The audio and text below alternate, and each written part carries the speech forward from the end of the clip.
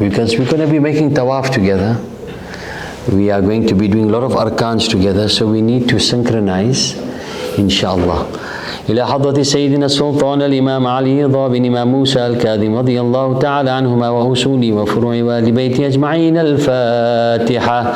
بسم الله الرحمن الرحيم. الحمد لله رب العالمين الرحمن الرحيم مالك يوم الدين إياك نعبد وإياك نستعين اهدنا الصراط المستقيم صراط الذين أنعمت عليهم غير المغضوب عليهم ولا الضالين. آمين. إلى حضرة سيدنا الشيخ عبد القادر الجيلاني رضي الله تعالى عنه وأصوله وفروعه وأبناء طريقته أجمعين الفاتحة. بسم الله الرحمن الرحيم. الحمد لله رب العالمين الرحمن الرحيم مالك يوم الدين إياك نعبد وإياك نستعين اهدنا الصراط المستقيم صراط الذين أنعمت عليهم غير المغضوب عليهم ولا الضالين. آمين. إلى حضرة سيدنا الشيخ كبير أحمد الرفاعي رضي الله تعالى عنه وأصوله وفروعه وأبناء طريقته أجمعين الفاتحة. بسم الله الرحمن الرحيم. الحمد لله رب العالمين الرحمن الرحيم مالك يوم الدين إياك نعبد وإياك نستعين اهدنا الصراط المستقيم صراط الذين أنعمت عليهم غير المغضوب عليهم ولا الضالين. آمين. إلى حضرة سيدنا الشيخ مولانا معين الدين الششتي رضي الله تعالى عنه وأصوله وفروعه وأبناء طريقته أجمعين الفاتحة. بسم الله الرحمن الرحيم. الحمد لله رب العالمين الرحمن الرحيم مالك يوم الدين إياك نعبد وإياك نستعين اهدنا الصراط المستقيم صراط الذين أنعمت عليهم غير المغضوب عليهم ولا الضالين. آمين. إلى حضرة سيدنا الشيخ مولى عبد السلام المشيش رضي الله تعالى عنه وأصوله وفروعه وأبناء طريقته أجمعين الفاتحة. بسم الله الرحمن الرحيم. الحمد لله رب العالمين الرحمن الرحيم مالك يوم الدين إياك نعبد وإياك نستعين اهدنا الصراط المستقيم صراط الذين أنعمت عليهم غير المغضوب عليهم ولا الضالين. آمين. إلى حضرة سيدنا الشيخ بهاء الدين النقشبندي وسيدنا الشيخ أحمد البدوي وسيدنا الشيخ إبراهيم الدسوقي وسيدنا الشيخ سعد الدين الجباوي رضي الله تعالى عنهم وأصولهم وفروعهم وأبناء طرائقهم أجمعين الفاتحة. بسم الله الرحمن الرحيم. الحمد لله رب العالمين الرحمن الرحيم مالك يوم الدين إياك نعبد وإياك نستعين اهدنا الصراط المستقيم صراط الذين أنعمت عليهم غير المغضوب عليهم ولا الضالين. آمين. إلى حضرة سيدنا الشيخ يحيى بن محمد رضي الله تعالى عنهما وأصوله وفروعه وآل بيته أجمعين الفاتحة. بسم الله الرحمن الرحيم. الحمد لله رب العالمين الرحمن الرحيم مالك يوم الدين إياك نعبد وإياك نستعين اهدنا الصراط المستقيم صراط الذين أنعمت عليهم غير المغضوب عليهم ولا الضالين. آمين. رب اغفر لي ولوالدي آمين. اللهم أنت ربي خلقتني وأنا عبدك وأنا على عهدك ووعدك ما استطعت أعوذ بك من شر ما صنعت أبوء لك بنعمتك علي وأبوء بذنبي فاغفر لي فإنه لا يغفر الذنوب إلا أنت اللهم أنت ربي لا إله إلا أنت خلقتني وأنا عبدك وأنا على عهدك ووعدك ما استطعت أعوذ بك من شر ما صنعت أعوذ لك بنعمتك علي وأبوء بذنبي فاغفر لي فإنه لا يغفر الذنوب إلا أنت اللهم أنت ربي لا إله إلا أنت خلقتني وأنا عبدك وأنا على عهدك ووعدك ما استطعت أعوذ بك من شر ما صنعت أبوء لك بنعمتك علي وأبوء بذنبي فاغفر لي فإنه لا يغفر الذنوب إلا أنت أعوذ بالله السميع العليم من الشيطان الرجيم بسم الله الرحمن الرحيم أيها الأحبة في الله السلام عليكم ورحمة الله تعالى وبركاته. We are on our way to Makkah al-Mukarramah, alhamdulillah. The idea is to visit the place of Makkah and to visit the people of Makkah. In fact, today is a very significant date because today is the actual wisal and the passing away of none other than Sayyidah Khadijah al-Kubra radiyallahu anha, our mother. Are you aware that she is our mother? You have to look at her actually like she is your mother, because the Rasul sallallahu alayhi wa sallam reminds us that the Prophet sallallahu alayhi wa sallam is closest to us. وَأَزْوَاجُهُ أُمَّهَاتُهُم, and his wives are our mothers. And then in the Quran, Allah subhanahu wa ta'ala reminds us, إِنَّمَا الْمُؤْمِنُونَ إِخْوَةً, that the believing community are like brothers and sisters. So if we are brothers and sisters of each other, and the Prophet sallallahu alayhi wa sallam, his wives are our mothers, then it is as if he is our father sallallahu alayhi wa sallam. And when we're going to Makkah, I always look at it first and foremost that I'm going to visit my mother Sayyidah Khadijah al-Kubra. It's a very important component to go and visit your mother first. So when we enter Makkah, we remember all her sacrifices. When she married our beloved Master sallallahu alaihi wasallam, she was a billionaire. And if there's any person that you can regard as the best scaffolding ever, it was none other than Sayyidah Khadijah radiyallahu anha. Who can forget those famous words when the Rasul sallallahu alaihi wasallam said, "Zammiluni, zammiluni, dathiruni, dathiruni." Who better to cover him than Sayyidah Khadijah al-Kubra? Hunna libasul lakum wa antum libasul lahun, which personifies those verses of you are a garment to each other. The wife is the garment to the husband, and the husband is the garment to the wife. And that's why the Rasul sallallahu alayhi wa sallam, there's an entire year that he dedicated to Amul Huzn, as a year of sadness. That's the year in which his beloved Sayyidah Khadijah al-Kubra, she passed away. And he, the Rasul sallallahu alayhi wa sallam, the denial of the disbelievers of the Quraysh, whenever he used to go out there to preach and they used to undermine him, hatta, even Abu Lahab, Abu Jahl, they used to follow him, and they said, don't listen to him. He's our nephew. We're telling you that he's not speaking the truth. And then he had to go to the outskirts. They used to also make trouble for him.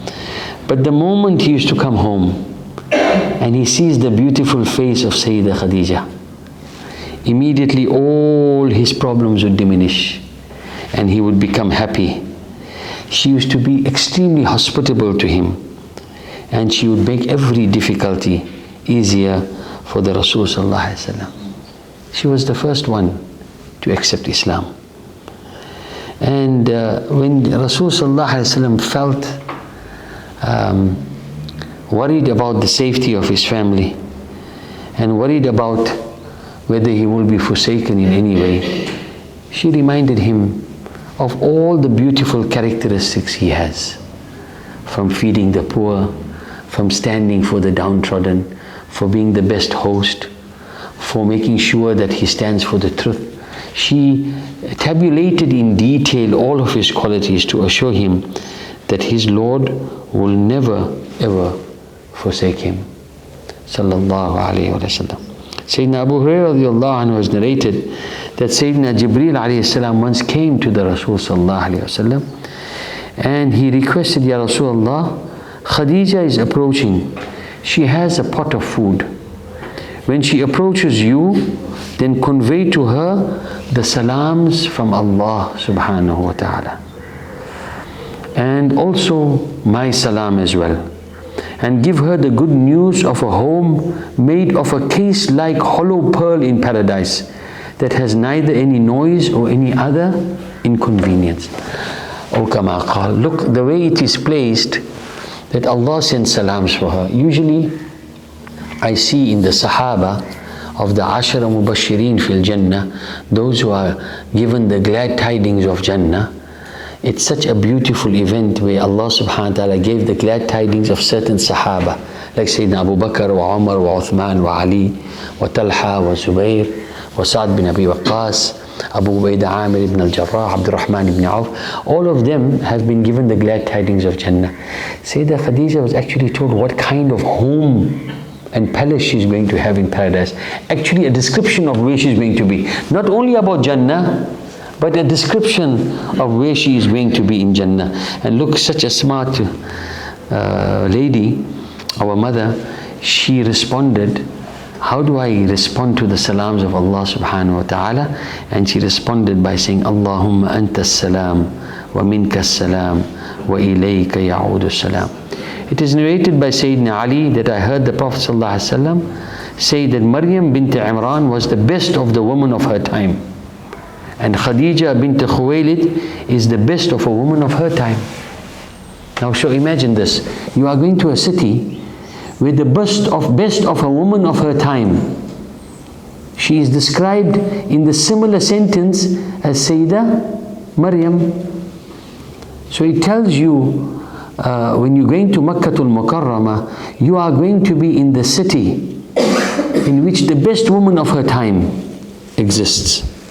It is narrated by Sayyidina Anas radiallahu anhu that the Rasul sallallahu alaihi wasallam said, it is enough to know the virtues of Maryam bint Imran, Khadijah bint Khuwaylid, Fatima bint Muhammad, and Asiya, the wife of Fir'aun. They are the best out of all the women of the world.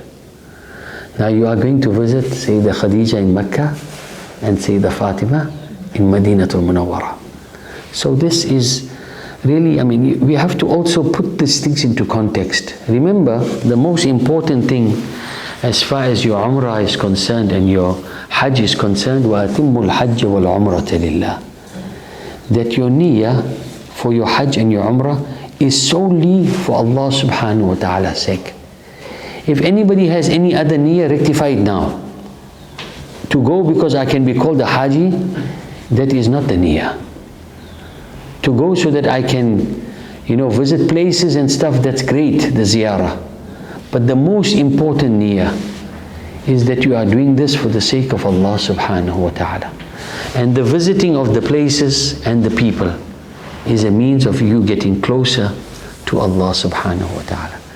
And amongst the most important ziyarah, if not to me the most important ziyarah in Makkah al-Mukarramah, is the ziyarah of Sayyidah Khadijah. That's why before we even get to our hotel, we pop by and we stop there by our mother and we ask her for forgiveness for not staying longer. Right? But we visit her and we ask Allah subhanahu wa ta'ala to grant her the best of blessings. She is the best of scaffolding, and I believe that every ummati of the Prophet ﷺ, no matter whatever good deed that you do, a percentage of the share of your good deeds go to, and Allah knows best, go to Sayyidah Khadijah radiallahu anha, inshaAllah, bi'idhnillahi ta'ala. One day, al-Mu'mineen Sayyidah Aisha, Siddiqa bint Siddiq, she said that the Rasul sallallahu alayhi wa sallam fed Sayyidah Khadijah with grapes from Jannah. Look, Sayyidatina Maryam, she got fruits out of season, right? Right, from Allah subhanahu wa ta'ala. Allah subhanahu wa ta'ala sent grapes for Sayyidah Khadijah from Jannah. What kind of woman, what kind of human being, what kind of makeup is she that Allah subhanahu wa ta'ala sends salams for her, and Allah subhanahu wa ta'ala sends grapes for her as well. I mean, it's amazing. So the reason I'm mentioning this, it's a time of a wisal, and it's important that we mention the great ones and we speak about them, because then the one who lived in Makkah, the one who was born in those precincts, the one who sacrificed everything in Makkah al-Mukarramah, the most difficult years of the revelation and the announcement of the nubuwwah of the Rasul sallallahu alaihi wasallam would have been 100 million times more difficult had it not been for the presence of Sayyidah Khadijah and her scaffolding and her support and her direction and her guidance. She was a billionaire and she passed away with nothing. And that's why amongst the most important things to do in Makkah al-Mukarramah is to visit her. Right? I'm mentioning this because people don't have it in the books. It's only so much you can get from the books. But some of these things are, Islam is talaqqi, it's oral tradition. And we don't only learn from the books, but we learn from the dhawq and the taste and the practical realities of our teachers as well. And that's why there isn't a single Hajj Umrah that we have been exposed to that Allah subhanahu wa ta'ala has not put khair because of our adab that is shown to Sayyidah Khadijah al-Kubra. And I think it's befitting that children speak about their parents, don't you think so? If she is truly our mother, you will actually, you know, at a time of need when you are a child, who do you run to first? Mommy, right? Guess what's going to happen on the day of Qiyamah? It's our mother that's going to help us, inshallah, bi'idhnillah, with the permission of Allah subhanahu wa ta'ala. So this book, written by Imam Amin Faqir, the reason I use his book because he spent many years in Makkah studying. He studied under our Grand Sheikh, Sayyid Alawi al-Maliki, right? Imam Amin Faqir is one of the senior mashayikh of Cape Town, and he has produced these books that are practical.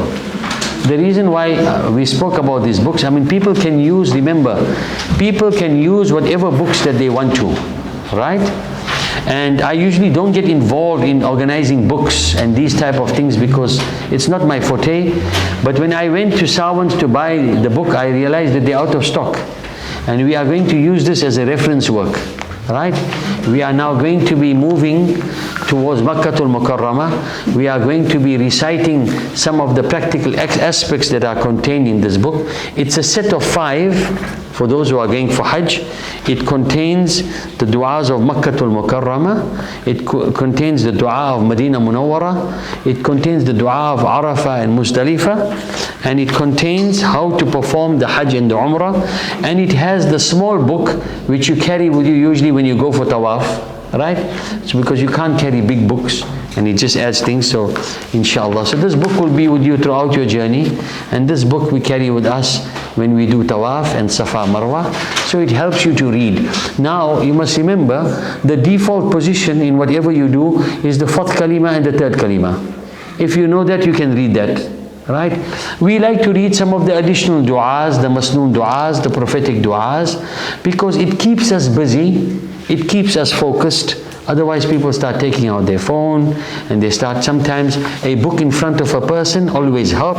And what's nice about this book, it has transliteration for those who cannot, you know, Arabic sometimes, or maybe the font of the Arabic becomes a challenge, and it has also the meaning. Right? So it's important to understand the meaning. So whatever we read, it makes sense to us. So inshallah, it has lots of information about travel requirements. But I want you to focus to page number 23 for those who have the books. For those who don't have the books and you would like a book but you don't have the money, take a pack. You can always bring the money, inshallah. And if you don't have the money to mafi mushkila, right, no problem. Right? We are not in the business of selling books.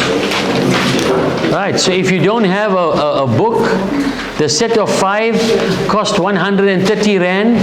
Come and collect it from here, inshallah. When you have the money, you bring it.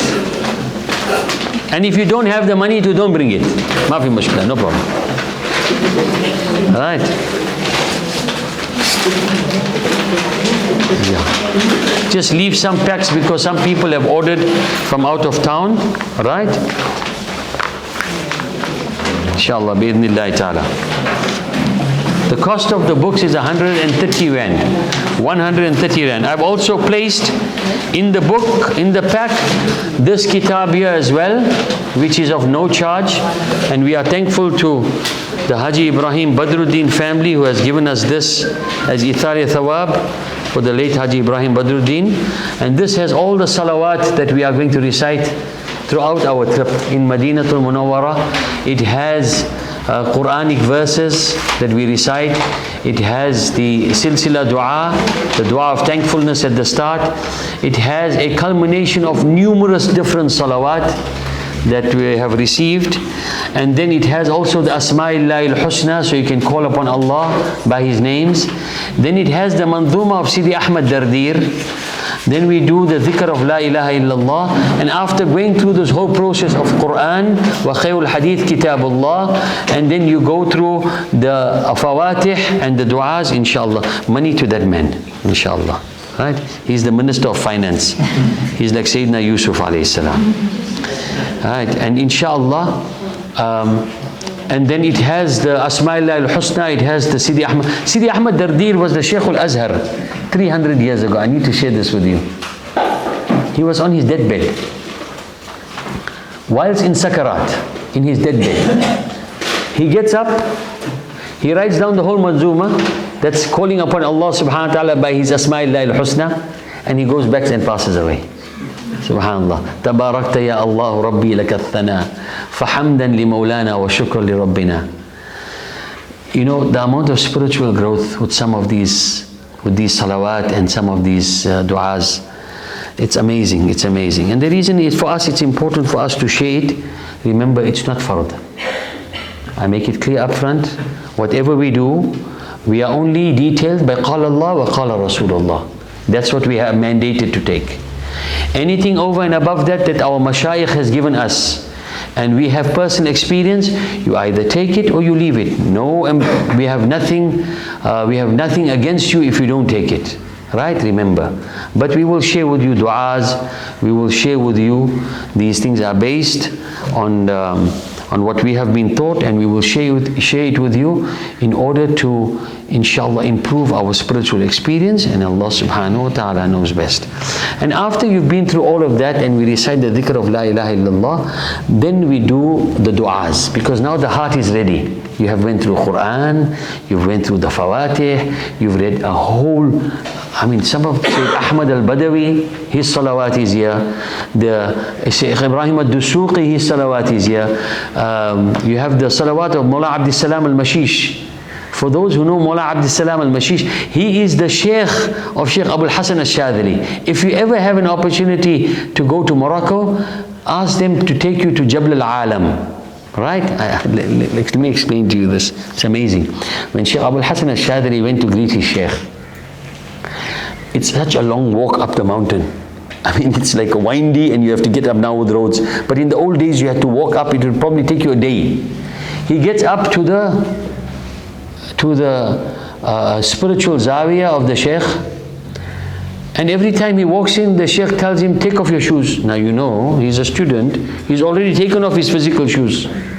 Every time he comes in, the Shaykh says, take off your shoes and then come see me. And he goes back down the mountain. Next day he comes back again. take off your shoes and then come see me. But my shoes are off. Goes down the mountain, come back again. Third day, take off your shoes. So he, usually the people around the sheikh, they probably understand the language. So he asked one of them. The man said to him, whatever you have learned previously, delete it. Come with the sheikh with the empty slate, then he can teach you. You know what it means sometimes? We go for Hajj sometimes thinking we know so much. And sometimes we want to tell the sheikh and to tell the mufti that's there and try and explain to them and teach them. No problem, we share ideas. I'm all for that. Because I've learned the most from the people that I've traveled with. Right? But also what's important, what you are learning here is humility. Remember, as much as you think you have ilm, وَفَوْقَ كُلِّ ذِي عِلْمٍ عَلِيمٍ, somebody has more ilm than you. Humility is key. And that's why sometimes when you shed away the pride that you have for what you know, in lieu of the shyness for what I don't know, Allah opens more the doors of ilm. What he learned from Shaykh Abdul Salam al-Mashish, in comparison to what he heard for years and years before, was like the ocean to a pond. Right, inshallah, bi'idhnillah. So page number 23. We are now on Safar, right? Right? This one here. How to perform Hajj and Umrah. Page number 23. There's 5 books and it should be one of the 5. Right? We make dua, Allah grant Shaykh Amir Fakir Jannatul Firdaus. Right. There's so many things in this book, from some of the Quranic ayats, from the ahadith relating to Hajj and Umrah. It gives you all the Quranic verses. It gives you also Inna Safa wal Marwata min Sha'airillah. It then starts off with the Quranic verses. Those are from page 1 to 7. Then from page 8 onwards, it goes to the hadith of the Rasul sallallahu alayhi wa sallam. Right? It goes to and look amongst the ahadith, beautiful ahadith, page number 11. Allahumma ghfir lil hajj waliman istaghfara lahu al hajj. So look how beautiful this is. That's why we always go and visit the Hujjaj. Oh Allah, forgive the pilgrim and for those that the pilgrims seek forgiveness for. Why do you think we go visit the people that come back from Hajj? Because they make dua for you, ask for your forgiveness, and as per this hadith, you see the beauty of that. Right? Al-Hujjaj wal-Ummar wafdullah in da'awhu ajabahum wa in istaghfaruh ghafara lahum. Those who are performing the pilgrimage and the minor pilgrimage are the guests of Allah. If they pray to Him, He will answer their prayers, and if they seek His forgiveness, He will forgive them. Right? And al-Umrah ila al-Umrah kaffaratun lima baynahuma wal hajjul mabrur laysa lahu al-jaza' illa al-Jannah. And Umrah followed up by another Umrah wipes out the sin between the two, and a Hajj done faultlessly has no other reward but Jannah. Right? So those are some of the hadith that you can go through, inshallah. Right? And some important questions are answered. So page number 23. Right? We are now going to go for Safar, not only for Hajj and Umrah, but whenever we travel. Right? We should pray 2 rakats before we leave. Right? Bismillahir Rahmanir Rahim. Nawaitu usalli rak'ataini sunnat as-safar lillahi ta'ala. Right? Sometimes they say after you pray the 2 rakats of safar, you recite Ayatul Kursi and Li Ilafi Quraysh as per Shaykh Amin's book. So you can recite these Quranic verses, and may Allah subhanahu wa ta'ala make it as a means of protection. Whenever you travel, even if you're traveling to Maldives, make 2 rakats Salat al-Safar. No problem. Right? It always helps. Right? Remember when the Rasul sallallahu alayhi wa sallam, إِذَا حَزِبَهُ أَمْرٍ فَزَعَ إِلَى الصَّلَاةِ, whenever he had any challenges, what would he do? Go make wudu properly. I can't explain the importance of making your wudu properly and then praying 2 rakats. The Rasul sallallahu alaihi wasallam reminds us that that is a formula for Allah subhanahu wa ta'ala relieving us from our distress. There's also on page number 27, right, I'm going to go through the book with you, so at least you can start acquainting yourself and make this book, your companion inshallah. Page number 27, whenever you go to a place, right, this is a very beautiful dua to recite. Bismillahir Rahmanir Rahim. Allahumma inni as'aluka khayraha wa khayra ahliha wa khayra ma fiha wa a'udhu bika min sharriha wa sharri ahliha wa sharri ma fiha. Look, this beautiful dua where you're asking Allah subhanahu wa ta'ala, to the place that I have went to, Ya Allah, I ask you to give me the best out of that place, the best out of the people of the place, right? And whatever is in this place, between every component of this place, Allah grant me the best of it. And I seek your protection from all the evil of this place and the evil people of this place, and wherever you may find evil in this place, right? So it's a beautiful dua, right, that you can read wherever you go. Hatta you even go to the center of Cape Town, you can also read this dua as well, right? Now the other component always people ask is the issue of salah, right? Salah is not negotiable, right? Like you charge your phone, you need to charge your ruh, you need to charge your system, right? Please ensure that you have established your 5 daily prayers before you get to Mecca, before you get to Madina al-Munawwara. If you have not done so, you may miss the boat, and Allah knows best, right? So you have to pray, and try to pray on time, right? If you are starting out, start with the minimum, right? At least your fara'id, and then you build it with your sunan, right? It's important that you establish your prayers, because you know what? When you get to Hajj, these shortcomings on our part, we usually get caught out because of it. But I always say, build the foundation before you leave. So when we get to Makkatul Mukarramah wal Madinatul Munawwar, we'll focus on the top structure. Otherwise, you're going to be still looking to find the site. You're going to start putting the pegs. You want to bring the concrete in to establish the foundation. And that bus is moving as such, that train is moving at such a fast pace. Sometimes there's no time to build the foundation. And then you start building on top without a foundation. And then it becomes like Baytul Ankabut, like the house of a spider. One small hurricane, the whole thing blows away, right? And we don't want that, and Allah knows best, right? Now remember the big fight that people have always, and I can tell you something. If there's one advice I can give, we can give, because I don't like to use the word I, is la taghdab. Don't get angry.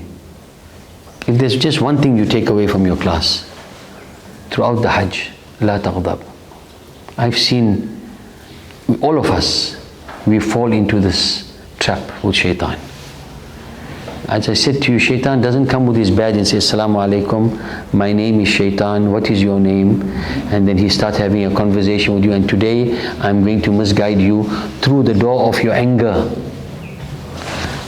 I've seen many hujjaj, many mu'tamirin, they do so well, and they lose it. In my first Hajj, I lost it on the last lap.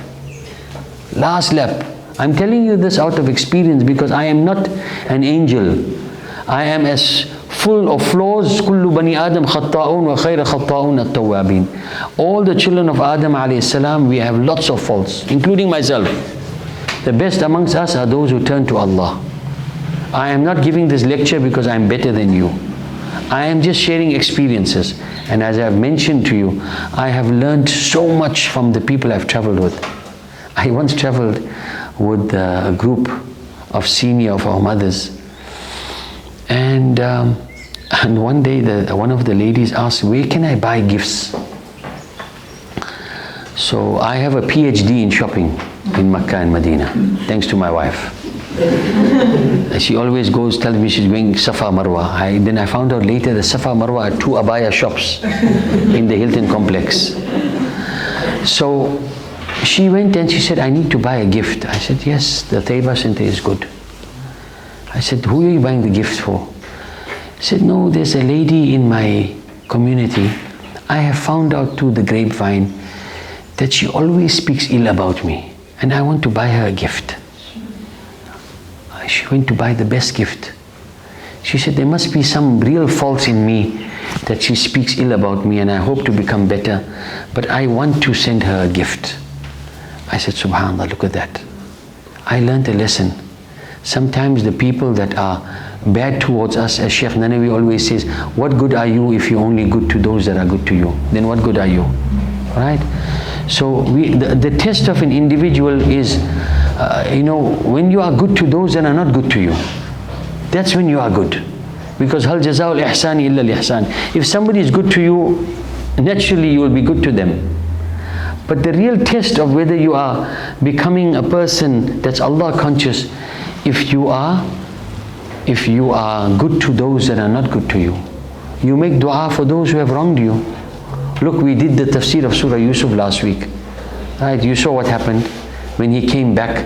After 40 years, he's now meeting his father. Right? And I'm raising some of these topics because it is so closely associated to your Hajj. More than your arkans. More than your arkans. And I'll tell you why. His brothers threw him in the well. Is that correct? They said, no, we can't kill him. Right? La taqtulu Yusuf. But they said, okay, but let's throw him in the well. As if throwing him in the well is any less. I mean, he's going to go head first. Right? Then from there, the caravan comes past, picks him up, makes him a slave. He is not a slave. He is Al-Karim, Ibn Al-Karim, Ibn Al-Karim, Ibn Al-Khalil. He is the noble one who is the son of Yaqub, who is the noble one, who is the son of Ishaq, who is the noble one, and who is the son of Ibrahim. How dare they make him a slave? They make him a slave. Not only that, they sell him for a pittance. Just when you think things was good, the Aziz buys him, the minister, and just when he thinks he's now at least going to be settled in the home of the Aziz's wife has a crush on him. Right? I mean, that's another story, right? I mean, what a waqi'ah. Ahsan al-qasas. Allah subhanahu wa ta'ala is the best of stories. Now the Aziz's wife has a crush on him. Now he's got to protect his honor. Right? And at the same time, he has to show faithfulness to the Aziz, to his master. How can he show unfaithfulness? By following for the seduction of his wife. He overcomes that. I mean, the whole incident with the ladies making a mockery of her, he has to walk through now and be paraded also like a sheep or prized cattle, and then he must parade in front of the ladies so they can cut their fingers. And then from there he's thrown into the prison, right? And from the prison he serves the prisoners. After serving the prisoners, what happens? He interprets the dreams. Allah subhanahu wa ta'ala gave him the dream. Inni ra'aytu ahada ashara kawkaban. I've seen 11 planets. Wal qamar wal shams ra'aytuhum li sajidin. And the sun and the moon are prostrating to me. The father tells him, oh my son, qala ya bunay, la taqsus ru'yak. I mean, this is a great dream. Allah has chosen you over all my other sons. You are the chosen one. But oh my son, whatever you do, don't put it on Facebook. Because the moment it goes out there to Instagram, leave alone that, don't even tell your brothers. That's what he's kind of telling him. Don't disclose it, because shaitan is going to play with their minds. And inna shaitan insani adum. And shaitan is a manifest enemy. And then his father, وَكَذَلِكَ يَجْتَبِيكَ رَبُّكَ. And Allah has chosen you. وَيُعَلِّمُكَ مِنْ تَأْوِيلِ الْحَادِيثِ. And He's given you the great gift of interpreting dreams. And interpreting dreams is a huge gift, because it teaches you things of the past. It may inform you about things of the present. How about if it tells you about what's going to happen in the future? Right? وَيُعَلِّمُكَ مِنْ تَأْوِيلِ الْحَادِيثِ وَيُتِمَّ نِعْمَتُهُ عَلَيْكَ وَعَلَىٰ آلِ يَعْقُوبَ. كما أتمها على أبويك من قبل إبراهيم وإسحاق. Oh my son, this dream is so big that you have been chosen, that you are going through certain tests, and you are going to go through certain things in life, that Allah is going to raise you in such a way that generations upon generations after you will benefit from your high status. And don't forget how He raised your grandfather and your great-grandfather as well, Ishaq wa Yaqub wa Ibrahim. And then his father gives him the best advice ever, the wasiyah. Usually, I always tell our people that when you leave your money. You see, everyone's working hard so they can leave lots of inheritance for their children. Ya Rab, if you want to leave inheritance for your children, give them tarbiyah. You know what's tarbiyah? Teach them good akhlaq. That's the inheritance you need to leave. Teach them how to be a good human being. Leave that inheritance, how to be sidq, how to be truthful, how to have adab. You have to be a murabbi. You have to guide your children. Somebody told me something. We all grew up, usually in our old days, most of us, we came from very poor homes. And then when we got a little bit of money, we want to shower our children with all the gifts that we never got. Somebody said, no, it's okay. Give them what you did not get. But don't forget to give them what you got. I'm not talking about the pak here. But the pak worked also. Couple paks worked. Falaka, it helped us. Because our parents were not hitting us. They were actually hitting the shaitan out of us. Because the shaitan, he doesn't stop. So, his father tells him, Inna Rabbaka Halimun Hakim. He gives him the wasiyah. Surely your Lord, your Murabbi, your one who is your nourisher, your sustainer, Inna Rabbaka Alimun Hakim. Your Lord is Alim, He knows everything. And He's Hakim, He's all-wise.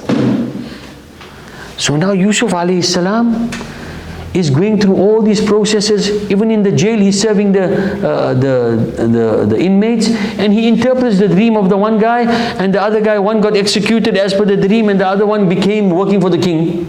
So he said to the one inmate, when you get out, and at any time you get an opportunity, if you remember, please inform the king that there is an innocent man, Yusuf, that's lying in the jail. What happens with friends?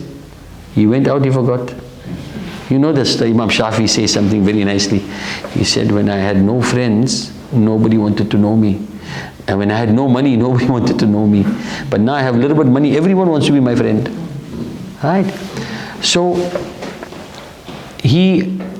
father tells him, Inna Rabbaka Alimun Hakim, to tell him, oh my son, I know by this dream that you are going to go through a lot. But I just want to tell you that your Rabb is Alim and is Hakim. So throughout all these processes, that he's going through all these hardships and tests, every time, from the well to being sold as a slave, every way, only thing that rings in his mind, Inna Rabbaka Alimun Hakim. My Lord did not put me through this for no reason. He knows my condition. Right? That's the same thing when Sayyidina Ibrahim was being catapulted in the fire, and he was airborne, and he was about to land. Allegedly, Jibreel alayhi salam came to him and said, Ya Khalilur Rahman, is there anything that you would like me to tell Allah about your condition? He's about to land in that fire. That fire was so big that even when the birds flew on top of it, they were roasted. So that's why they could not even throw him in the fire. They had to catapult him from a distance because they would have also burnt. You know what he said? Ilmuhu bihali yughnihi an su'ali.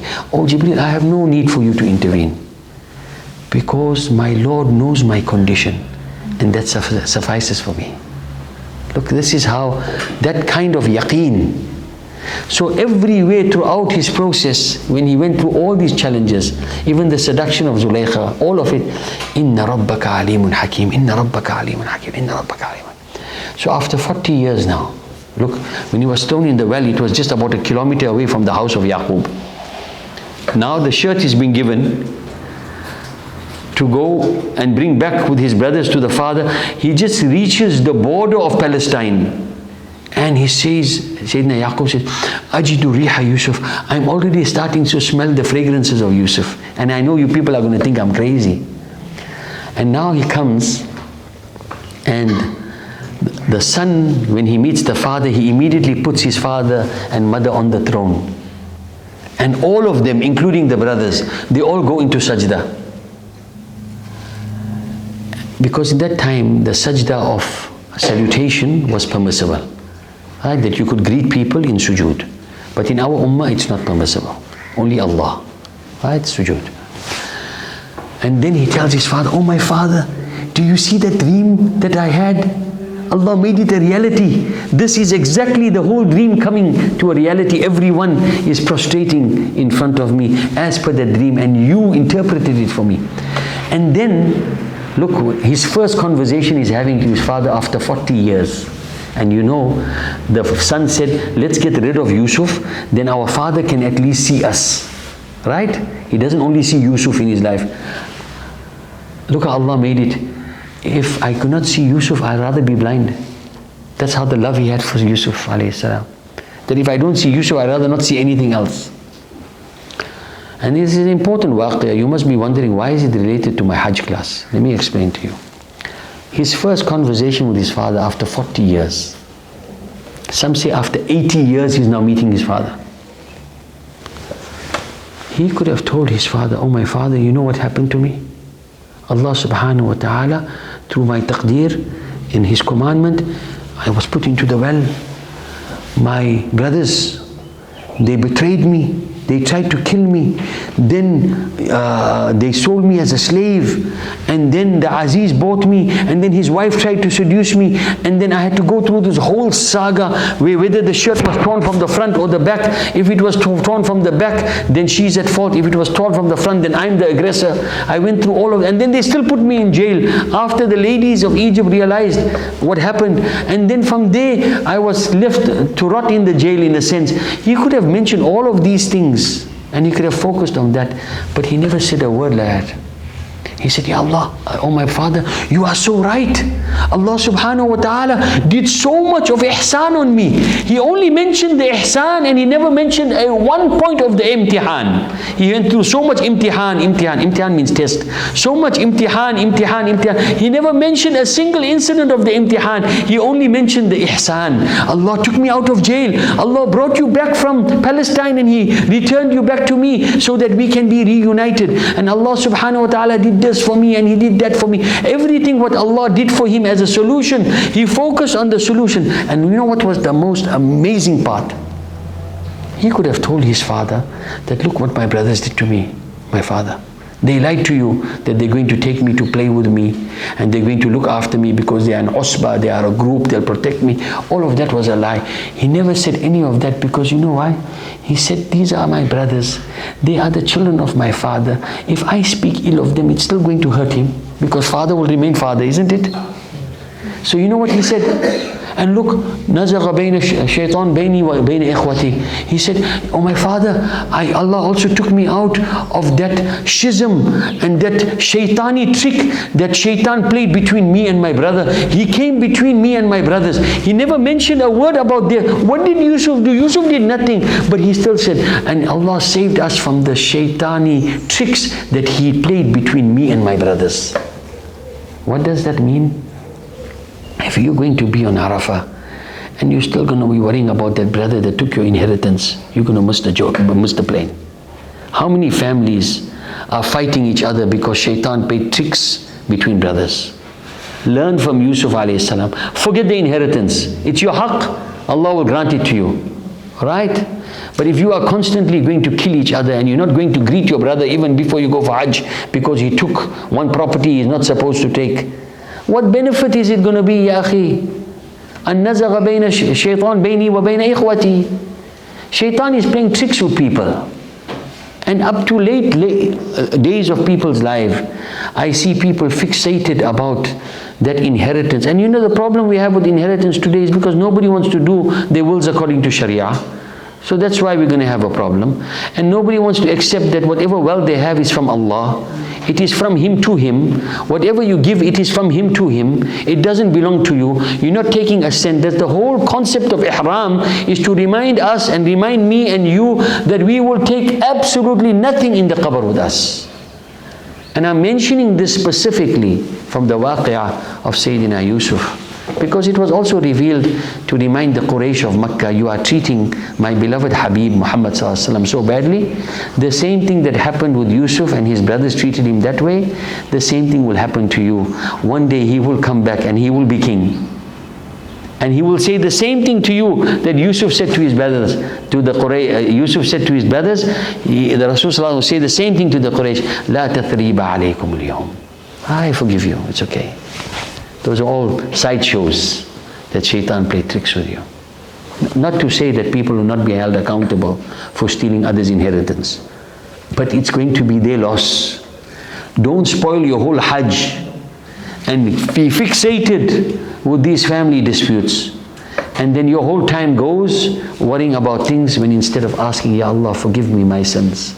Grant me tawfiq. Make me a better person. Right? I know this person wronged me. I know this person, this ex-spouse of mine, he or she wronged me. Allah subhanahu wa ta'ala latif. That's what Sayyidina Yusuf said in the end. Allahu latifun. Allah subhanahu wa ta'ala is latif. He is kind to whomsoever He wills. And innahu huwal alimul hakim. What his father said, inna rabbaka alimul hakim. Your Lord is alim, He knows and He is wise. He puts you through things out of His wisdom. But in the end He said, innahu huwal alimul hakim. He said, oh my father, I need to tell you in the most definitive form, Allah is alim and He's hakim. Because I experienced it personally. Right? I'm mentioning this because out of the Quran, as long as you dive into the jewels of the Quran always gives. Right? So inshallah, I just wanted to share some of these things because it's important for us to be focused. Right? We've mentioned the importance about innamal a'malu bin niyyah, the importance of your intention. And now if you get to page number 33, that's where the Umrah is. Right? So everything you want to know about the Umrah is contained in the book from page 33 onwards. Right? The arkans of the Umrah, remember your arkans. Those things, if you do not do, your Umrah is not valid. You will have to redo your Umrah. The first thing is the niyyah to go into the state of Ihram for the purpose of Umrah. Right? This is your niyyah. To perform the tawaf of the Umrah. Number 2. Number 3, to perform the sa'i between Safa and Marwa. To cut the hair. Right? So some people cut the hair, some people shave the hair. Right? I always say there's so much sitting in your hair. I mean, that hair has been with you through your lowest moments when you made shaitan shy. Remember when we did that deed that nobody knows but Allah knows.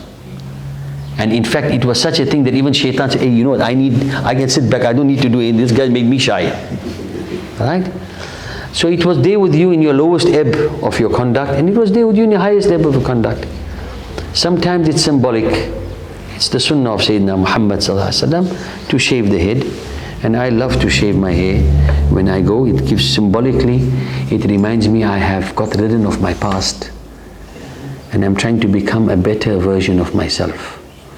And that which is the most important part of my looks, which is my hair, which I spend time in front of the mirror, all the time to give this gel and that style and that style. Ya Allah, all of these things are superficial. Let me take it off so I can focus on the qalb. At-taqwa ha-huna. How about gelling the heart? Right? How about putting a nice style of sidq in the heart? So that's important. We're moving from ritual to spiritual. And the tartib to perform the above in the sequence. Those are the arkans. Amongst the wajibat of the Umrah, right? So if you do not do the wajibat, that means that you will be compelled to give a dam for each of the wajibat that are contravened. Right? Some people, they go for Hajj and they take a trailer with sheep in it because they're just giving dam all the way. Right? Every time they have to slaughter a sheep because they are contravening the wajibat. Hopefully it will not be us. To enter the miqat in the state of Ihram. Right, now you know when we leave from Madina to Munawwara, we will stop at Bir Ali, right, in order to go into Ihram. The moment you put your 2 pieces of cloth on, it does not mean you are in a state of Ihram. You are in a state of Ihram when you make the niyyah. Right? to abstain from all the things that are prohibited during the state of Ihram, and those things are tabulated, right, later on as to what you cannot do whilst in a state of Ihram, and that is on page 39. Alright? So page 39 tells you what you cannot do in a state of Ihram. The males always make the mistake of putting their topi on or their kufiya on after because they forgot to take it off after they made their 2 rakats Salatul Ihram. So it's important to keep your, right, and please don't come up with all these fancy Ihrams that has got stitching and all these. I mean, if that Ihram is a Gucci Ihram, I don't want to see the badge here. Right, because the whole idea of Ihram is simplicity. Right, you can wear the Gucci afterwards, no problem. Right, as long as it doesn't go into your heart. You keep your money in your pocket and not in your heart, inshallah. Females, to keep the face open, right? Remember that one of the challenges we have is always the scented soap, right? Especially if you are traveling. Now you go to the bathroom and they have all the scented soap there, so immediately people, by instinct, you press, and then so that becomes an issue, all right? So you have to give them for that as well. So it's important, right, that you carry unscented soap with you, right? So wherever you go, you have it on hand, inshallah. If anyone has any plans to get married, you cannot get married in Ihram. Right? Speak to us before, we'll make a plan. Or after, inshallah. Right? I tell the husband and wife, they're taking a rest whilst they're in Ihram. They came to Makkah, they are tired. And you know we like to rest first because we don't want to go for the Umrah. And then we are so tired that on Tarmac. And then you are there by the Kaaba and you're dreaming of the bed in the hotel room. Right? You rather go take a little bit of rest and dream of the Kaaba than go down to Kaaba rushed and then you're dreaming of the bed. Right? So, and then if the husbands and wife, please put the pillow in between, please, min fadlik. Be practical. Right? Because we don't want to have issues, Sheikh. Right? Okay. So, wajibat, the sunan, okay, important, cutting your nails. Right? Before you go to Ihram, make sure you have your proper ghusl. Cut your nails, shave your private parts. I always say to the people, when you are going to go into Ihram, just think that you are going into your kafan. And you are going to die, right? In a sense, metaphorically. And somebody's going to wash your body. How do you want them to see your body? You want them to see it in a state that you can say this person has actually fulfilled his requirements in terms of tahara and the Sharia. So you can put oud before you go into Ihram. Right? So don't put the alcohol perfumes and stuff. I'm talking about oud now, right? Non-alcoholic. So if you want to put some scent, no problem, before you go into Ihram. So even if you're wearing your Ihram clothes and everything, you can put scent. But once you make the niyyah, you cannot. Does that answer that? Alright, some people know, can you put roll on before I make the niyyah? Put the roll on, put the roll on, put the roll on. Alright? And then to perform the 2 rakat with the intention of going into Ihram. Right? Then you do the 2 rakat Salatul Ihram. Right? I know that you've made firm your lesson of Surah Al-Baqarah and Surah Al-Imran. It's not the time to read it.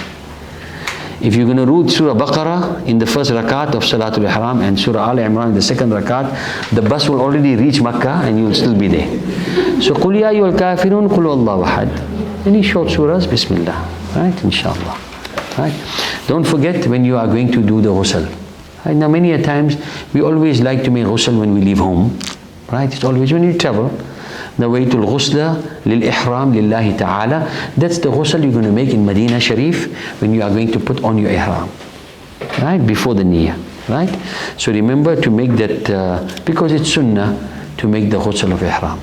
Right? Because you are going to be in a state now where you are going to do a lot of rigorous activity. You are going to sweat. So at least start at a certain level, inshallah. Right?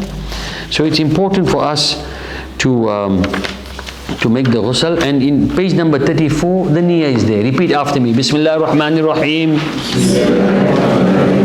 Nawaitu al-ghusla lil-ihram lillahi ta'ala.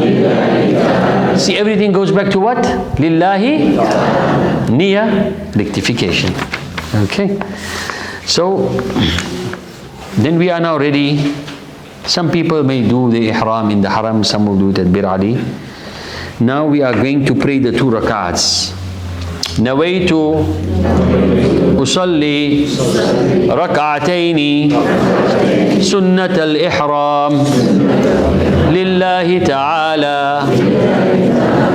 Right, so after you've prayed your 2 rak'ats, Qul ya ayyuhal kafirun, Qul huwallahu ahad, you remove your kufiya if you are wearing one, your topi, right? And then now you are about to make the niyyah for your umrah and the niyyah for your ihram. Now remember, very importantly, your ihram is the holiest state that you could ever be in your life. Why would you want to rush it? Imagine if Allah subhanahu wa ta'ala benefits you with the husn al-khatimah in a state, when somebody in a state of ihram. Why? Because if a person is busy with the umrah or they're busy with the hajj and Allah takes their ruh away, guess what happens on the day of Qiyamah? When everyone gets up, where am I? What's happening? You know how they get up?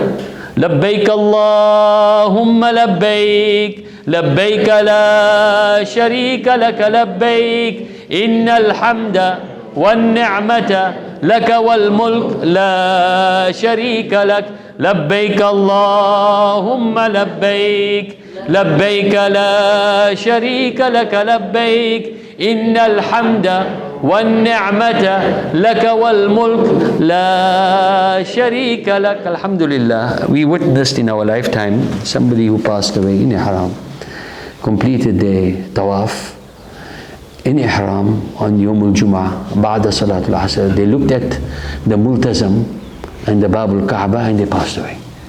And they were lying in the ihram. They were buried in the ihram with their face not covered. I said, look, Shahidatul Umrah. Because the same laws are applicable. He is in Umrah, and in one riwayah it says, because he or she did not complete the Umrah, Allah sends malaika every single day to complete the Umrah for them.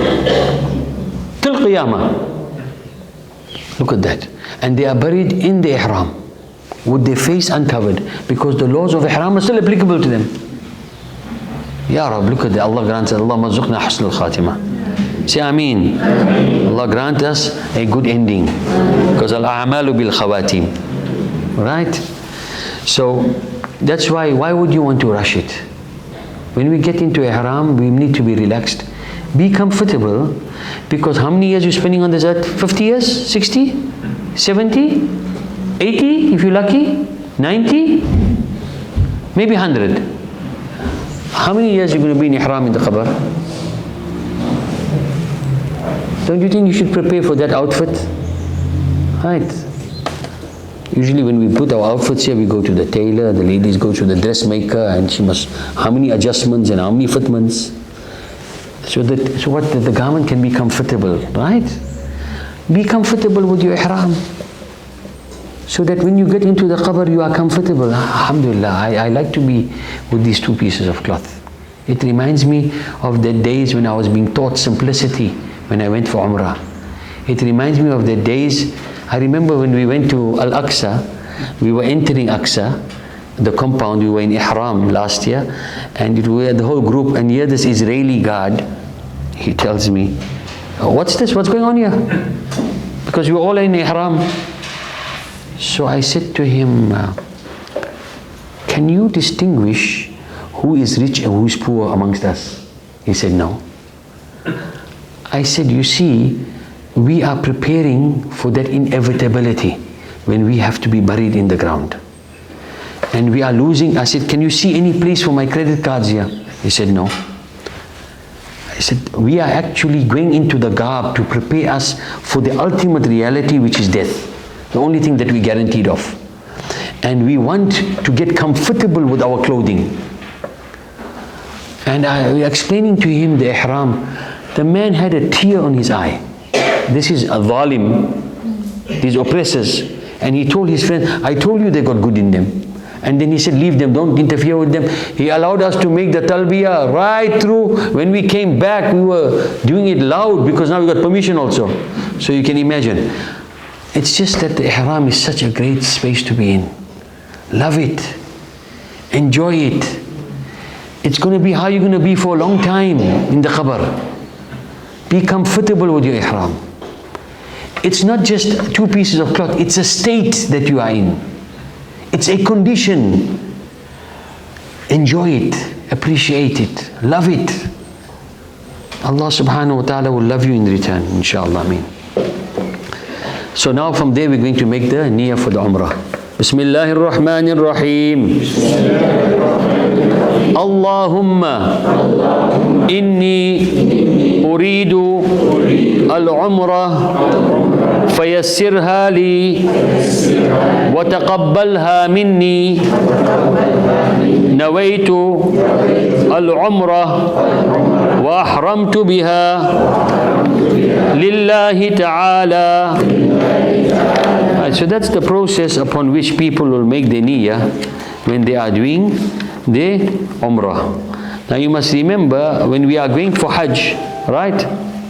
Then we do the niyyah of the Hajj and the umrah, right? Because you must remember, it's tamattu, it's linked, right? Remember, and that's why we make that linking our umrah and our Hajj. Bismillahir Rahmanir Rahim. The niyyah that we make for Hajj, for those who are making the Qiran Hajj, right? Remember, they will make the niyyah of Hajj and Umrah. Wa nawaitu al-Hajj wal-Umrah wa ahramtu biha wa ahramtu bihima lillahi ta'ala. So it's important for us to do our niyyah correctly, inshallah. And after we've done our niyyah, then we will now make the niyyah to be in a state of ihram. Right? We've prayed our 2 rak'ats. We've now made the niyyah for the umrah. Right? And now we are going to recite the niyyah. Basically the niyyah is in your mind and you are also going to express it. Allahumma ahrama laka sha'ri wa bashari wa jasadi wa jami'u jawari min at-tibi wan nisa'i wa kulli shay'in harramtahu ala al-muhrim abtaghi بذلك وجهك الكريم يا رب العالمين. So the nice thing about the book, it has transliteration and it has the meaning. Oh Allah, I have put my hair, my skin, my body and all my limbs in the state of ihram. Right? So it's page number 37. Right? So it's important also, I always say read the English because we don't know the Arabic. So at least it becomes meaningful because you understand, right? And remember, your niyyah is in your mind, it's in your heart, and it's in your proclamation, right? You know, mostly for the shawafir, right? And then thereafter, what then takes us into ihram? Labbaik Allahumma labbaik, labbaik la sharika laka labbaik, innal hamda wan ni'mata laka wal mulk لا شريك لك لبيك اللهم لبيك لبيك لا شريك لك لبيك إن الحمد والنعمة لك والملك لا شريك لك لبيك اللهم لبيك لبيك لا شريك لك لبيك إن الحمد والنعمة لك والملك لا شريك لك. Alhamdulillah. And thereafter what do? We show thankfulness to the one who brought us the Hajj. Durood Ibrahim.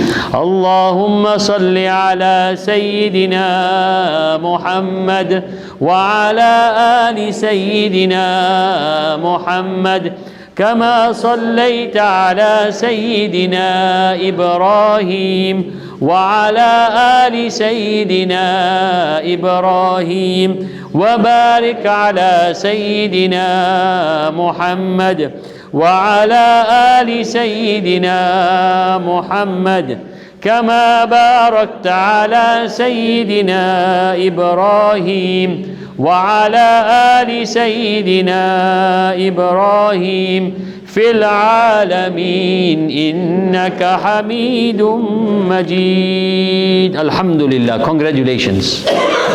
Once you have done this, you are now in a state of ihram.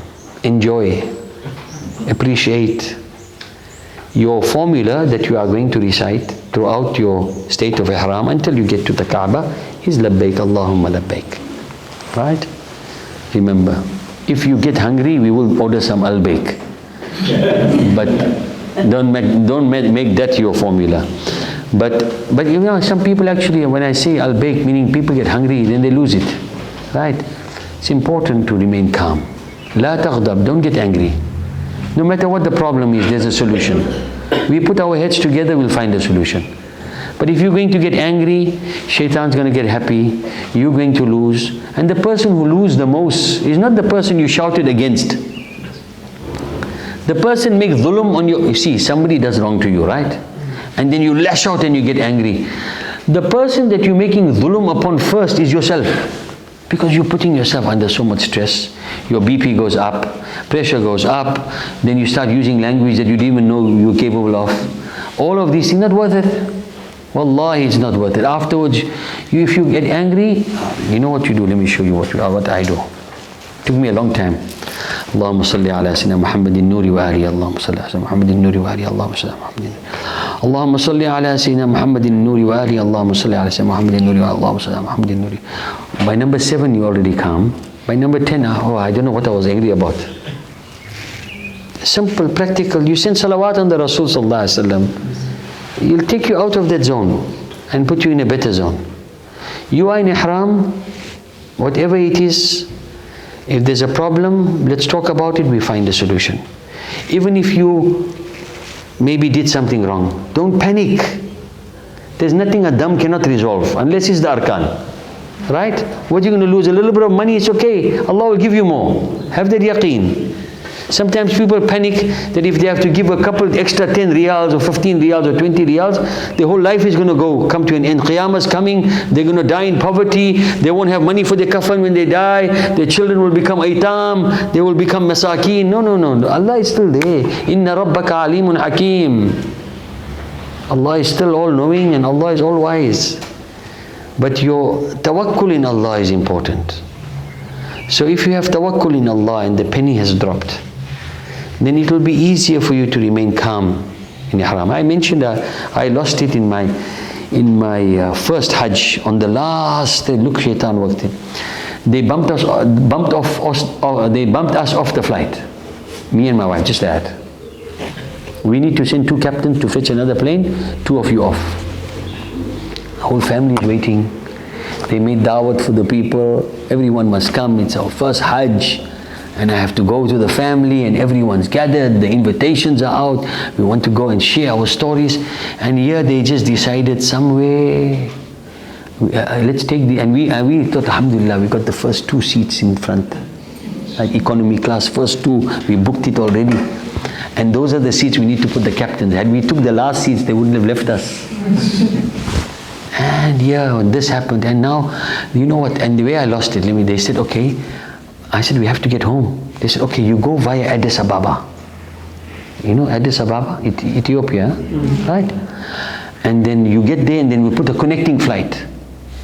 And this guy, every time I ask him in Arabic, is it confirmed? He said, Inshallah. Now I know that's the right thing to say, but I should have seen the signs. Yalla, we landed in Addis Ababa. We're happy now, first leg, right? We got there, inshallah, by the evening we land in Durban. It's about 25 years ago, 23 years ago. We come in Addis Ababa, we are all excited now, we're going to get the next flight. Oh no, the next flight is overbooked by 26 passengers. Some people are sitting where even the hostesses are sitting, the air hostesses. You don't worry, we'll give you hotel, after 1 week you can go home. Ya Rab, that's when I responded in a way that I should not have.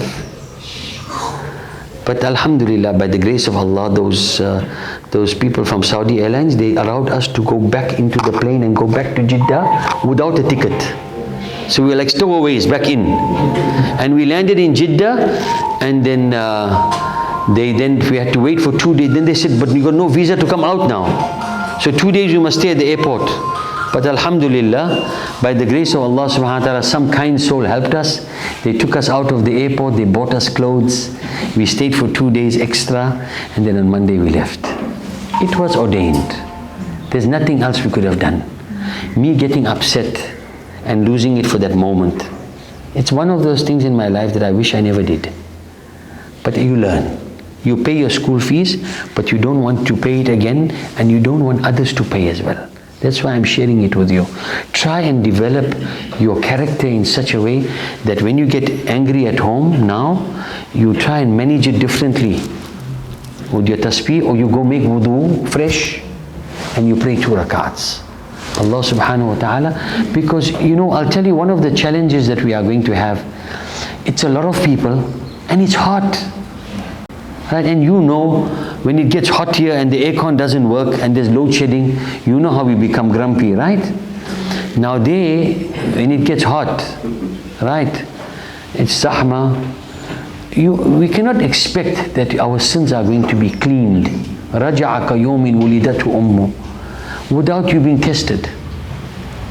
But you're either going to fail the test or you're going to pass the test. And shaitan is not going to give you advance warning. No, you shouldn't. In 10 minutes time, I'm going to take you at that point, and then you're going to get angry and just control yourself. No. He's going to bring it to you in many ways. And amongst the biggest ways is people have a problem with somebody else doing something. Ya akhi, it's okay, you're not doing it. If you differ with the person, or if that thing irritates you, go look the other direction.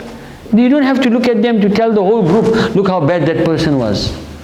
Right, so I don't like to listen to stories about people telling me about other people. Wallahi, it's the worst kind of conversation. Tell me about how beautiful your experience was when you felt that connection with Allah. Tell me about how much you loved the Rasulullah Sallallahu Alaihi Wasallam. Tell me about how you felt when you came in front of Sayyidina Abu Bakr as-Siddiq. How you felt when you were in front of Sayyidina Umar al-Faruq. You remember the story of Sayyidina Umar al-Faruq? When he was walking in the evening, and he used to go in the night in Madina al-Munawwara, incognito, meaning he used to go unannounced, right? And he'll be walking. In those days in Medina Sharif, the houses were so close, and they were living in like mud houses, so everything you can hear. And here he's now walking past in disguise, as if in disguise, and he's hearing the milk seller and her daughter having a conversation. He used to do that to see what the condition of his people are, so that he can, as the Khalif, rectify it. Alright? And he's hearing the milk seller's daughter, she's telling her daughter, bring me the water. So he's saying, why mom? Because she's stirring the milk. She said, Mom, why do you want the water? No, we need to make some extra money, so bring the water, I'll add it to the milk, and then we'll get more volume, and that way we can sell more milk. So the daughter tells the mother, Mom, are you not afraid of the Khalif Umar? She says, but Umar is not here. So the daughter tells her, Umar is not here, but the Rabb of Umar is here. The Lord of Umar is here. And I'm not going to give you the water. He immediately goes home, he sees his 3 sons or so. If one of you is not going to marry the milk seller's daughter, I'm going to marry her. And he was an old man. So they don't want their father to get married in old age. So one of them got married to her. And out of that union came a daughter by the name of Layla. And she was the mother of Umar ibn Abdul Aziz. You know, the 5th, they call him the 5th rightly guided Khalif of Islam. So these are all the things that happened in Medina. Talk about your inspirational experiences. Talk to us about the time that you had no space and it was zahma, and then Allah opened it for you. For you, not for the other 1.6 billion, for you, Mr. So-and-so, or Mrs. So-and-so. Talk to us about those things, about those miracles that you experienced. Don't underestimate that Allah is going to call you to His house and He's not going to expose you to miracles. Be like Yusuf. Yusuf never focused when he saw his father on all the problems. He focused on all the solutions Allah provided. That's what we learn from the waqi' of Yusuf alayhi salam. When he met his father, he never ever spoke about his brothers as well. All he spoke about, Allah did this good to me, Allah did that good to me, Allah did that good to me, and Allah was amazing in this, and Allah was amazing in that, and Allah was amazing in that. Those are the stories we want to hear during your Umrah and during your Hajj. If you keep focused in that regard, then Allah subhanahu wa ta'ala will grant you the best spiritual experiences. And you'll really feel, alhamdulillah, inshallah, I've got this feeling that Allah subhanahu wa ta'ala wants to gift me with Hajjul Mabrur. An accepted Hajj, لَيْسَ لَهُ الْجَزَاء إِلَّا الْجَنَّةِ. There is no other consequence for accepted Hajj except Jannah. And that's why you see no pain, no gain. Right? Do you understand that? Why Yusuf alayhi salam had to go through all of this? He is going to be raised to such a high daraja that all Ali Yaqub, all the Israelites are going to benefit. Right? For years, Anbiya came to them. Because of the conduct of Yusuf. You know the story in Surah Yusuf, وَأَمَّا الْجِدَارِ فَكَانَ لِغُلَامَيْنِ يَتِيمَيْنِ فِي الْمَدِينَةِ وَكَانَ تَحْتَهُ كَنْزٌ لَهُمَا وَكَانَ أَبُوهُمَا صَالِحًا. That when Sayyidina Khidr and Sayyidina Musa, they went to this village and the people were nasty with them. And they didn't even give them food. They're coming out, Khidr alayhi salam, he sees the wall is broken, he starts building, rebuilding, he becomes a contractor. He starts rebuilding the wall. Musa said, what are you doing? These people were nasty to us. He said, no. Under this wall is the treasure for those orphan children. وَكَانَ أَبُوهُمَا صَالِحًا. Their father was a good man. Because he was a good man, we have to protect them. Khidr has to protect the children of the good man. So as long as you are good, if you want to look after your children and your grandchildren, be a good human being. Do for the sake of Allah. And you will be pleasantly surprised that by virtue of your excellent conduct, Allah protected your children up to 7 generations. So be a good human being. That's what the Hajj is about. Right? And as long as you are a good human being and you are beneficial, also you don't only want to be amongst the Salihin, you want to be amongst the Muslihin. What does that mean? Salihin is only pious for themselves. Muslihin are those who are pious for themselves and for those around them. Remember that hadith, the Quranic verse, وَمَا كَانَ رَبُّكَ لِيُهْلِكَ الْقُرَى بِظُلْمٍ وَأَهْلُهَا صَالِحُونَ. No. وَأَهْلُهَا مُصْلِحُونَ. Allah will not destroy a village and the inhabitants of that village, and except if there are people that are the inhabitants that are muslihin, that they are pious reformers for themselves and for the others around them. Remember when Allah subhanahu wa ta'ala sent the malaika, as per the hadith, go destroy that village. Then they immediately came, Ya Allah, we can't, there's a wali there. Start with him. Because he was only a wali for himself. He did not help the others. So you have a chance to help people in the group. You have a chance to help somebody who's old, pulling out the bag, and you've been going to Virgin Active for the whole year. Now's the perfect opportunity to show them your weight, Sheikh. Don't wait for the old man to die under the weight of the bag, and you are standing there with all the muscles to flex and you don't help. Be a good human being. Be selfless. Help each other. Allah subhanahu wa ta'ala will grant you. The more you give, the more you get. The more you contribute, the more Allah subhanahu wa ta'ala will open the doors. The Umrah is very simple. We'll go through the Hajj as well. It's all in the book. That's why I said, let's get the books. You have it with you. It becomes your companion. Sheikh Amin Fakir spent a lot of his time explaining things, right? And he lived in Mecca for many years. Right? That's why I appreciate his book. And it's very practical. It's very practical. And remember, very importantly, we must have a practical approach to Hajj. Now you are sitting there with your book. Now you arrive in Mecca. And now I must read the dua for Makkah. Allahumma inna hadha al-harama haramuka wal balada balduka wal amna amnuka wal abda abduka ji'tuka min biladin ba'idin bi dhunubin kathiratin wa amalin sayyatin. But then you forgot your book. Now your whole Hajj is now finished. No, it's okay. Read the fourth kalima, read the third kalima, read whatever you know. It's not only about the book. The book is there to guide you. But if your book is not there, or you lost your book, or somebody else took your book and now it's become enemy number one in your life, no, just read whatever you can, come and have a private conversation with Allah. Al-Hajj Arafah, right? Is the Hajj about Arafah? Right? And Arafah is what? Ma'rifah. What is Ma'rifah? Realization. The whole idea for you going to Hajj is that, okay, I am an accidental Muslim. I was born into a house where I had good parents who were Muslim. But it took me years before the penny dropped, where I really have that conviction of Iman in my heart, that my money, my belongings, everything belongs to Allah. Right? That I really have a personal relationship with Allah. Allah is my Rabb. Allah subhanahu wa ta'ala is my creator, is my cherisher, is my nourisher, is my sustainer. I really do believe in that. الَّذِينَ يُؤْمِنُونَ بِالْغَيْبِ. I believe in the unseen. It's not because theoretically I believe it. I actually believe in it. So once that penny drops, then that's called ma'rifah. You have come to the realization, al-ihsan of ihsan, and ta'bud Allah ka'annaka tara, that you worship Allah as if you are seeing Him. But if you cannot see Him, فَإِن لَمْ تَكُنْ تَرَى فَإِنَّهُ يَرَاكَ, at least you know He sees you. As the Rasul says, ittaqi Allah, be conscious of Allah, حَيْثُمَا كُنْتَ, wherever you find yourself. وَأَتْبِعِ السَّيِّئَةَ الْحَسَنَةَ تَمْحُهَا. If you do something bad, follow it up immediately with something good. Look, there's a solution. Look, what a brilliant solution. You do something wrong, don't mope about it and go into the deeper abyss. Go do something good immediately. Good. So shaitan realized, every time I do something bad to this guy, he does 10 good things. Let me just stop him from doing the one, at least he'll stop the 10. وَأَتْبِعِ السَّيِّئَةَ الْحَسَنَةَ تَمْحُهَا وَخَالِقِ النَّاسِ بِخُلْقٍ حَسَنٍ, and treat people kindly. Right? This deen is simple.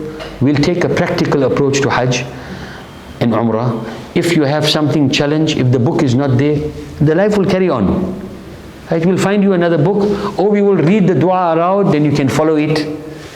Inshallah, may Allah grant us all the strength, grant us the health, so that we can make this the best journey of our lifetime. And maybe Allah make it a means of all of us being granted Jannah مع النبيين والصديقين والشهداء والصالحين. If any of us goes to Jahannam, or we are on our way there, may Allah make it such that because of this jama'ah, we can extend a hand out and help the person, whoever it may be, so that nobody of our group goes to any place but Jannah. That's the dua we have for each other. That's the whole objective of these classes. It may not be perfect. We are perfect in our imperfection, and we are imperfect in our perfection. Once we have that, and remember, Allah subhanahu wa ta'ala did not give the authority to Sayyidina Ismail or Ibrahim to build the Kaaba until they went through the major sacrifice. Right? Only after, no pain, no gain. Only after the sacrifice and the Iman and the tawakkul, all of it was tested again and again. Then Allah, وَإِذْ يَرْفَعُ إِبْرَاهِيمُ الْقَوَاعِدَ مِنَ الْبَيْتِ وَإِسْمَعِيلُ, they were given the opportunity to build the Kaaba. They are Anbiya. They are given the Kaaba. They are given the stone that became the Heister, one of the stones of Jannah, that even the imprint of Sayyidina Ibrahim is on there. It became like a soft carpet for him, so soft that his imprint is there. They are given all these amazing things approved by Allah, yet they did not say, my Hajj is Rabbana taqabbal minna. Have that humility and ask Allah to accept. Many times I say the Hujjaj, they say, no, my things are mustajab, it's accepted. Have humility. We know we're in a place of acceptance. We know we are in the atmosphere, but don't lose your humility. Why? Allah says, قَدْ أَفْلَحَ مَنْ زَكَّاهَا. Be righteous. But Allah also says, فَلَا تُزَكُّوا أَنفُسَهُمْ. Don't be self-righteous. Don't think I have now reached the level and everyone else is inferior. Even if you have perfected your Umrah, or you've done it in a specific format that you think was really great, the moment you start thinking, I'm the O, then you must know shaitan got you. You remember that waqi of Shaykh Abdul Qadir Jilani? Did I mention it? Huh? Right. So once they come and tell you, you know what, your salah is forgiven for you and you have reached that maqam, you are the ghaus and the qutub of the time, then you must know it's only shaitan. And then when you tell him, A'udhu billahi minash shaitanir rajim, you recognize him, then he comes with another angle. Oh, it's your ilm, it's your knowledge, Ya Abdul Qadir, that help you recognize me. That's a bigger problem. Then he read A'udhu billah again. Because it's not my ilm or my knowledge, it's Allah's tawfiq that He saved me from your schisms and your traps. Khair. May Allah put khair and barakah. Right? And may Allah subhanahu wa ta'ala give you barakah in these books. May you recite them, may you learn from them. Right? And inshallah, as I mentioned, many people, when they get to Makkah, then they are doing the tawaf and they immediately start running for the Kaaba. They're in a state of ihram.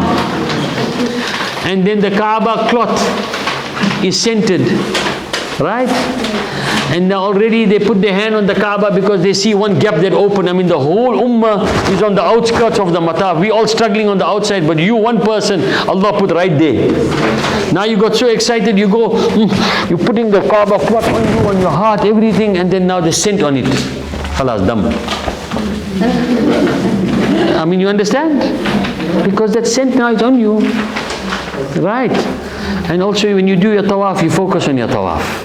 Right? So it's important. So that's why, alhamdulillah, somebody gifted me from last year's Kaaba cloth. So on your way out, have the feeling, so that when you get there, inshallah, you're a bit more composed, inshallah. Shukran jazeelan. Allah bless each of you. For those who have paid for your books, alhamdulillah, shukran. For those who haven't, inshallah, when we meet again, next week, inshallah, will be the last class that I will be with you. Right? Then Sheikh Mukhtar will take over. He will be doing a lesson on tazkiyah, right? On the science of purification of the heart, and some Arabic, to teach you some Arabic words. Because on Monday, inshallah, Ustad Ilyas Amin and myself will be leaving for the last 10 days.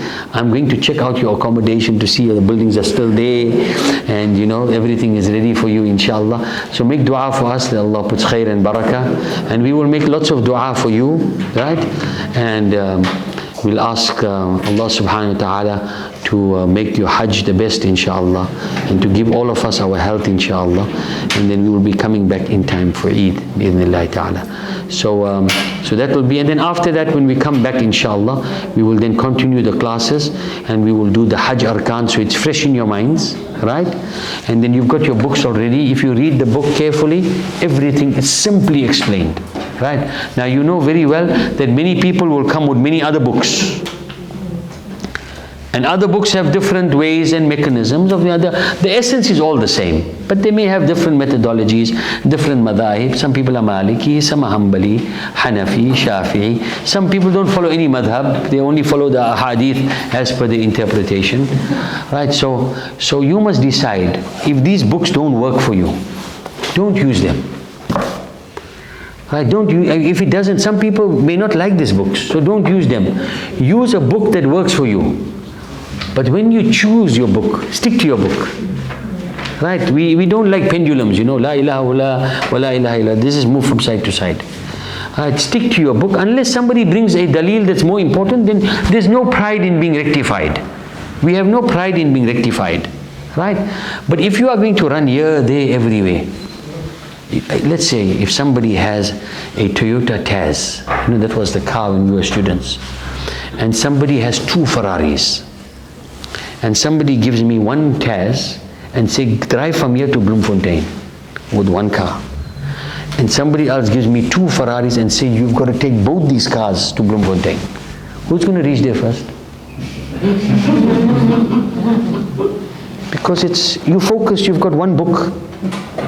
But if you're running with 10 books, then you must drive 100 meters, walk again back, pick up the second Ferrari 100 meters. Then you take the first one again, Ya Allah, Qiyamah will come, you won't even reach your destination. Right. Be focused, keep a simplistic approach, increase your ilm if you want to read more books, but decide from a practical point of view which book you would like to use. Right? Even when we get to Makkah and Madina, we have got some amazing scholars there. Maulana Muhammad Vanka is there, Maulana Olga is there, we've got Maulana Ahmad Tahir is there, many other scholars will be there. You If one of the scholars speaks to you about something, you want to stick to that masala, stick to it. But don't run, okay, Mona Venka, you said so, okay. Mahmoud Khatib, what did you say? Mona Aga, what did you say? Now you, okay, but he said something different, he said something different, you said something different. And then you are going to go in a tiz. Choose who you would like to take the final word on and stick to it. And if the Sheikh brings a point of view that is better, we will adopt it. Right? But once you start moving from pillar to post, then people start undermining and it creates confusion, and then at the end of the day you are taking 2 Ferraris. It's great, but it's going to take you a lifetime to get to your destination. Right? We keep it simplistic and we be transparent. Right? And we ask Allah subhanahu wa ta'ala to make us better, inshallah. Bismillahir Rahmanir Rahim. All together, وَالْعَصْرِ إِنَّ الْإِنسَانَ لَفِي خُسْرٍ إِلَّا الَّذِينَ آمَنُوا وَعَمِلُوا الصَّالِحَاتِ وَتَوَاصَوْا بِالْحَقِّ وَتَوَاصَوْا بِالصَّبْرِ. Jazakumullah khairan jaza. Shukran jazeelan. Today was a bit of a longer class, but alhamdulillah, it's the month of Ramadan. What better way to spend your time that you are learning about your arkans of Hajj whilst in a state of fasting in the month of Ramadan. I mean, it's a gift.